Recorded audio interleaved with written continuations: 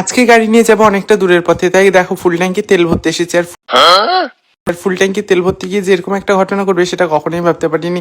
দেখো তেলওয়ালা কিন্তু ঠিকই তেল দিচ্ছিল, তারপরে আমি ঝাঁকিয়ে নিলাম। মানে তেলওয়ালা তেল ঠিকই দিচ্ছিল, তারপরেও দিদি ঝাঁকিয়ে নিল ভালো করে। দিদির ফুল ট্যাঙ্কি হয়ে গেল। মানে কাকু, তুমি কিছু বলতে পারলে না দিদিকে? তোমার থেকে ফ্রিতে তেল ঝাঁকিয়ে নিল, আর তুমিও দিয়ে দিলে ফ্রিতে। তাহলে তোমার বদলে আমি একটা জিনিস গিফট দিয়ে দিই ওকে। अब तू गया बेटा। দাঁড়াও।